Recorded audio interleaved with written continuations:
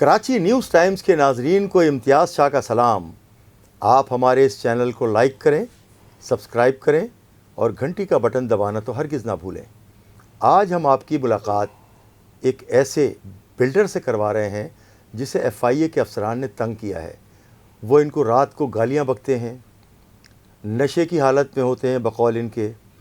ये जो हमारे साथ मौजूद हैं उज़ैर हनीफ़ साहब, इनका कंस्ट्रक्शन का काम है और जो इनको तंग कर रहा है, जो इनको मुग़ल्लज़ात बकता है, रात को नशे में होता है, वो है FIA कॉरपोरेट क्राइम सर्कल का इंस्पेक्टर मंसूर महमद ख़ान। अब हम पूछते हैं इनसे कि इनके साथ क्या हुआ था, क्योंकि इन्होंने रिकॉर्डिंग भी की हुई है उसकी और उसका जो वॉइस जो है पूरी की पूरी इनके पास रिकॉर्ड भी है। अब हम आपकी मुलाकात कराते हैं जो बिल्डर हैं उज़ैर हनीफ़ साहब। ये कंस्ट्रक्शन का काम करते हैं और इतलात ये हैं कि इनके वालिद साहब के साथ इस इंस्पेक्टर का जो है ताल्लुकात थे। उसके बाद से अब तक ये उनके पीछे लगा हुआ है बकौल इनके, और इन्हें मुख्तलिफ़ किस्म के डिमांड जो है वो करता है, पैसों का, भत्ते की, धमकियाँ देता है, मुख्तलिफ़ ज़राए से और जान से मारने की धमकियाँ देता है। जी उज़ैर साहब, क्या हुआ था आपके साथ? जी, सिलसिला कुछ यूँ है कि मंसूर महमद जो है मेरे वालिद का दोस्त था और तकरीबन इनका 10-15 साल पुराना ताल्लुक़ रह चुका है और मेरे वालिद साहब का 2018 में इंतकाल हो गया है। उसके बाद ज़ाहिर सी बात है, वालिद की जगह पे ये हम वालिद के दोस्त के हिसाब से उनको इज़्ज़त देते थे, तो ये छोटी छोटी चीज़ों से कभी 20-25-30 हज़ार का खाना मंगवा लिया, फिर आहिस्ते आहिस्ते बढ़ते कभी लाख 2 लाख पे आ गए। एक दफ़ा तो हद कर दी कि किसी के डायरेक्टर का नाम लिया, मुझे तो इतना मालूम भी नहीं है, उसके नाम से मुझे कहा जी 10 लाख रुपये और 4 लाख की टिकट ला के दो मुझे। हमने कहा कि ठीक है, एक दफ़ा कर लेते हैं ताल्लुक़ की वजह से। इसके बाद जो है वो मना कर देंगे अगली दफ़ा कि भाई अब हम नहीं कर सकते इतना। एक 10-20 हज़ार खाना पीना, इतना हद तक तो समझ आता है कि दोस्ती यारी में बंदा ताल्लुक़ में कर लेता है। लेकिन बाद में तो उसने इसको ना, पहले तो शुरू में दोस्ती यारी का ताल्लुक़ दिया, बाद में जो है वो कहने लगा खुलेआम कि ये मेरा भत्ता है।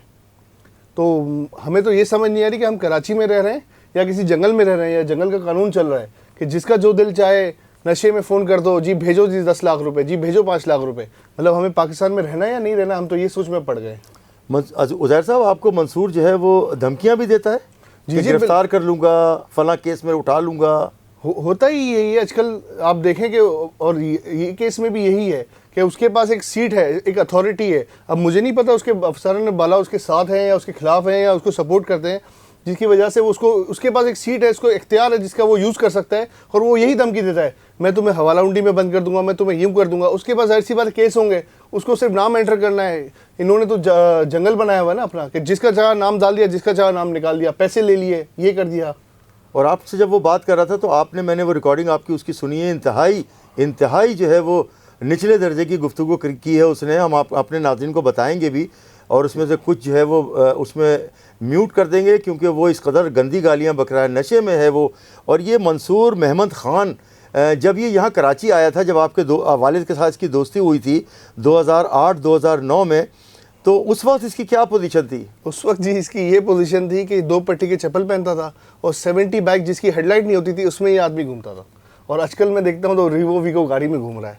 तो मतलब मुझे तो कोई ऐसा बिजनेस नज़र नहीं आता जो इतने चंद सालों में इतना कर ले। करप्शन ही है और रिश्वत ही है, जिसका ये खुद वीडियो में अब ऑडियो सुनेगा वो एतराफ़ कर रहा है कि हाँ मैं भत्ता लेता हूँ। तेरी औकात क्या है बड़े? मैं इंस्पेक्टर हूँ FIA। तीनों को एक मैसेज सुना दे, कौन मेरी क्या औकात लेगा? बैंचोद क्या औकात है तीनों की? बैंचोद मैं इंस्पेक्टर FIA हूँ, तुझे वहाँ लपेटूंगा, तुझे समझ भी नहीं आएगी। जा मैसेज सुनवा, जा सुनवा। ये बताइए उज़ैर साहब कि इसके सिलसिले में जब आपको धमकियां दी हैं तो आपने इस सिलसिले में कोई पिटिशन वगैरह कोई सरकार से या कोई अदालतों से रुजू किया है? जी, मैंने सबसे पहले जो है वो लोकल अपने पुलिस स्टेशन में रुजू किया था, उनकी तरफ से कोई रिस्पांस नहीं है। फिर मैंने जो है वो एक सिटी कोर्ट से भी रुजू किया है और एक CP भी मैंने दाखिल किया है हाई कोर्ट के अंदर।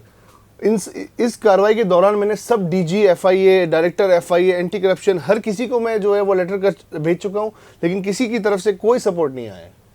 इनके हायब जो हैं आला अफसरान है, हो सकता है उनको इसकी करप्शन का ना पता हो और आप जब बताएंगे, सबूत के साथ बताएंगे, तो हो सकता है वो उसके ख़िलाफ़ एक्शन भी लें।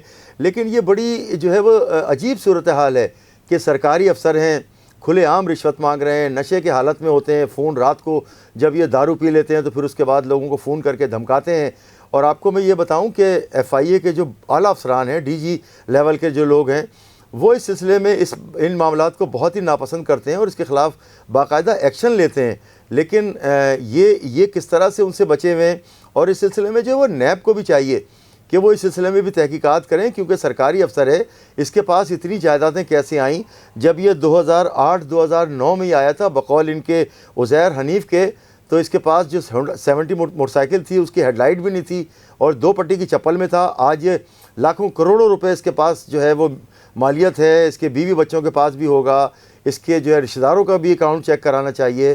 तो इतना करोड़पति ये FIA का इंस्पेक्टर किस तरह से बन गया, इस सिलसिले में जो है वो हमें ज़रूर देखना चाहिए और हमारे आला हुक्काम को भी देखना चाहिए। और ये जो उज़ैर हनीफ हैं, जो इन्होंने मंसूर महमद ख़ान जो FIA का इंस्पेक्टर है कारपोरेट क्राइम सर्कल का, उसके ख़िलाफ़ बाज़ाब्ता इंक्वायरी करनी चाहिए और इसकी तहकीकात होनी चाहिए। और अगर वो मोरद इल्ज़ाम ठहरे तो उसको सज़ा भी देनी चाहिए। इसके अलावा FIA का अपना जो है वो ज़ाब्ता अखलाक है, इस FIA का अपना जो है वो चेकिंग का निज़ाम है और वो देखते भी हैं, चेक भी करते हैं उनके डायरेक्टर जनरल साहब। इसी तरह से नैब को भी देखना चाहिए, इसी तरह से एंटी करप्शन को भी देखना चाहिए। ये सारे मामला जो हैं उसको देख कर और उनके ख़िलाफ़ इंक्वायरी भी करनी चाहिए। आप क्या कहते हैं? बिल्कुल इसी तरह है, और स्पेशली मैं इस इंस्पेक्टर का नाम लूँगा क्योंकि इसका पास जो है वो भी बड़ा डिफेक्टेड रहा है। अक्सर सबसे अच्छा आप ये समझें, इनके पास एक बहाना है कि ये डकैती के बहाने भी कहीं चले जाएं और जब पकड़े जाएं तो यही कहते हैं कि जी हम इंस्पेक्टर हैं। कैसे बगैर वर्दी के, कैसे किसी की जगह आप छापा मार सकते हैं? बगैर वारंट के, बगैर मजिस्ट्रेट के आप कैसे जा सकते हैं? ये तो इनके पास एक ढाल है। मतलब ये जो इसका कैरेक्टर है तो डकैतों वाला कैरेक्टर है कि कहीं भी घुस जाओ, डकैती मारो और पैसा मिल गया तो अपना, और पकड़े गए जी हम तो FIA की इंक्वायरी करने आए थे। और दूसरी बात ये कि अफसरान बाला अगर इनके साथ नहीं है तो हम आवाम को दिखाएं एक्शन करके। हमें भी तो पता चले कि कोई काली भेड़ अगर मौजूद है तो वो भी टर्मिनेट हो, वो सस्पेंड हो, उसको सज़ा मिले, वो जेल में जाए। हमें भी तो दिखना चाहिए ना। उज़ैर इनके ख़िलाफ़ जो है वो ख़ास तौर से मंसूर महमद ख़ान के ख़िलाफ़ ये बहुत सारी जो है वो जो एक्सचेंज कंपनियां हैं, जो मनी एक्सचेंज कंपनियां हैं, वहाँ पर भी ये जाता रहा है। और इत्तलात मिली है मुझे, कन्फर्म इत्तलात नहीं है, उसकी मामलात को छानबीन करना पड़ेगा कि इसको कई जगहों पर उन लोगों ने जब ये इलीगल तरीके से उसने वहाँ पर घुसने की कोशिश की और पैसे मांगे तो इसके साथ इसको जो है ना उन्होंने बंद भी कर दिया था और ज़दकोब भी किया गया। ऐसे कुछ इस तरह की मामलात हैं। लेकिन आप इसका जब पूरा टेन्योर का आप देखेंगे ना रिकॉर्ड, तो आज तक जिसको ये पकड़ने जाता रहा है, ठीक है ना, या तो बाद में उससे रिश्वत लेके वो बाइज्जत, जितने इसके केस आप उठा के देख लें, एक आधे के अलावा कोई सज़ा नहीं हुई है। अगर इसने 50 केस किए होंगे ज़िंदगी में अपनी, तो 49 के जो ये बिजनेस पार्टनर बन चुका है। मतलब इसका काम ही यही है, पहले अटैक करता है, इसके बाद उनके बिजनेस में 7 पार्टनर बन जाता है, या उनका दोस्त बन जाता है, या उनसे भत्ता बांध लेता है। उसके बाद जो वो आदमी खुल के चाहे गलत काम करे या सही काम करे, इसके अलावा इसका रूटीन यही है कि ये जाता है, डकैती करता है। इसके खिलाफ आवाज़ ना उठाओ तो आप सही हो, इसके खिलाफ आपने आवाज़ उठा ली तो आपसे बड़ा कोई मुजरिम नहीं, और आए दिन आपको केसों में घसीटेंगे। तो मतलब ये तो मेरी समझ से बाहर है। मतलब ये तो यही तरीका है कि मैं सीधा आपको बताऊं, अगर इस तरह रहना है तो खुली बात यह है कि आप हम सब पाकिस्तान छोड़ के भाग जाएं, अगर इसी तरह के अफसरान को रहना है पाकिस्तान में। तो ये देखें, ये एक बिजनेसमैन है, बड़ा बिजनेसमैन है, और इनके वालिद भी बिजनेसमैन थे। इन्होंने जो ये इस तरह से दुखी दिल का इजहार किया है कि अगर इसी तरह से सरकारी अफसरान का रवैया बिजनेसमैनों के साथ होगा तो वो किस तरह से यहाँ पर रह पाएंगे। उन्हें रहने ही नहीं दिया जा रहा। ये एक साजिश के तहत किया जा रहा है। इसमें DG जो FIA हैं उसको ज़रूर तहकीकात करनी चाहिए। इम्तियाज़ शाह, कराची न्यूज़ टाइम्स।